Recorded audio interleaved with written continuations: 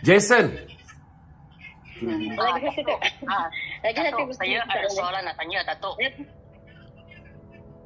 Datuk, saya ada soalan nak tanya. Okey. Saya Jason dari PD, dari Area Protection. Okey. Saya ada soalan nak tanya Datuk. Okey. Datuk, tadi saya ada tengok dekat berita yang kata Perak ni, ni Perikatan Nasional dia nak jatuhkan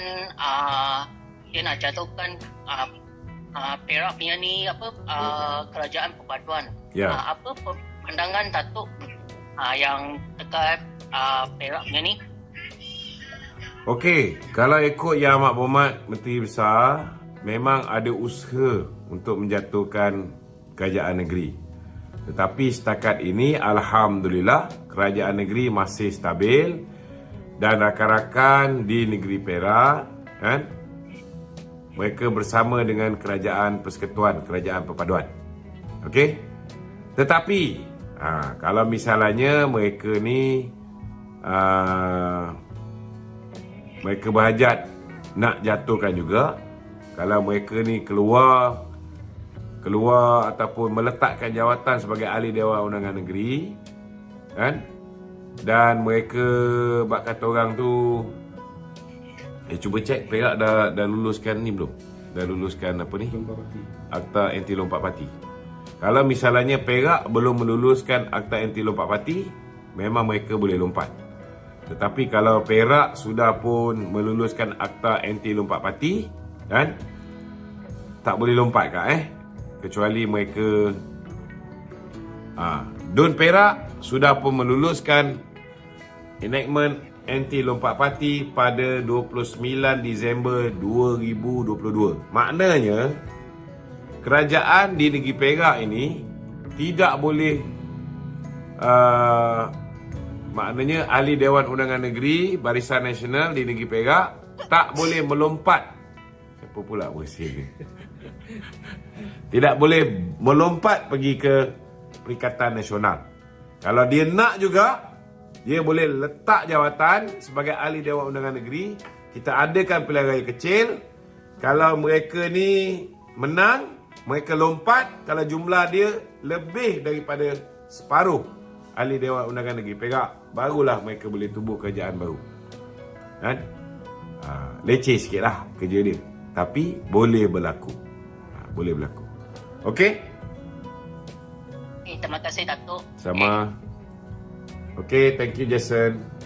Assalamualaikum. Waalaikumsalam. Sopan santun je bunyi Datuk. Ya, siapa nama? Saya minta satu Rizwan. Okey Wan. Satu pandangan dan pendapat daripada Datuk. Okey. Parlimen Pulai yang Pulai. akan datang. Okey, kenapa dengan Pulai? Okey. Apa cadangan dan pandangan Datuk? Saya cadangkan dia Datuk je yang jadi pengarah untuk ni.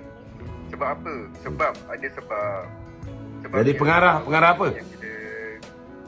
Pengarah strategik untuk pilihan raya. So pandangan saya, pendapat saya supaya Datuk dapat semak dan siasat ahli-ahli UMNO yang bahagian Johor ni. Saya dapat maklumat. Saya ni orang Johor. Okey. Sebab ada masalah dari segi pemilihan MB dahulu. Diorang nak MB yang wakil daripada Adun Benot. Okey. Tetapi pilihan Sultan dia nak on Hafiz. Okey. So saya masih lagi sampai sekarang, diorang ni masih lagi kurang percaya dengan MB yang ada sekarang ni. Kenapa nak yang kurang saya percaya dengan pandangkan MB saya. yang ada? Saya nak beritahu Benot tu memang takkan jadi MB sampai bila tu. Betul. Sebab saya bukan apa. Diorang saya tahu sebab apa yang sokong pun sebab saudara mara, ahli keluarga. Sebelum ni dapat projek, sekarang dah tak ada. Ya, betul. Sebab orang Hafiz ni jenis yang straight, yang tegas, dia pantau. So masa PRK akan datang ni, saya harap Tuan turun lah, Datuk turun. Okey. Kalau boleh, Kita dah booking tempat dekat sana untuk berkampung di sana 2 minggu. Memang saya akan duduk berkampung di sana insya-Allah. Tapi bukan sebagai pengarah pilihan raya lah. Pengarah pilihan raya UMNO ni biasanya timbalan Presiden UMNO, Datuk Seri Muhammad Hassan. Itu hari sebab dia bertanding, maka Datuk Seri Dr. Zamri Kadir yang menjadi pengarah pilihan raya. Tapi saya akan duduk di sana lah. Saya akan berkampung di sana untuk membantu memastikan baik di Dun Jeram maupun di Parlimen Pulai, kita akan pastikan kedua-dua calon amanah ni akan menang besar insya-Allah. Sebab saya fikirkan kenapa kita gabungan dah cantik, dah terbaik dah. Ya, betul. Dah cantik dah. Apa lagi diorang nak? Lagi satu saya nak beritahu, kalaupun kalah di Dun Jeram tu, kan, kita masih ada 3/4. Sekarang nak beritahu dekat Johor ni kita menang 3/4, bukannya 2/3. So, menang ke kalah tidak memberi kesan apa-apa. Tak perlu bimbang. Okey? Tapi yang tahu saya nak minta lagi satu, situ kawasan Cina. Okey. So, InsyaAllah kita peluang kita untuk kemenangan tu InsyaAllah. 100% boleh. Sebab di situ saya tengok undi BN dulu ada 31,000. Undi PH ada 60,000. 60 lebih. Maknanya dekat 90, dekat 100,000 jugalah undi kerajaan perpaduan sedia ada. Undi PN baru 20,000. Saya rasa letak siapa pun menang, kan. Walaupun ada gelombang hijau ke, gelombang hitam ke, gelombang nikaji pun tak boleh nak menyekat kemarahan kerajaan perpaduan untuk menang di Pulai. Sama juga di Dewan Undangan Negeri. Waalaikumsalam. Di Simpan Jeram pun insya-Allah gabungan antara BN dan PH insya-Allah boleh membuahkan kemenangan untuk Dun Simpang Jeram insya-Allah. Okey? Tetapi sebelum kita nak merdeka, kan? Sebelum kita nak merdeka, kita telah bersetuju dengan beberapa perkara.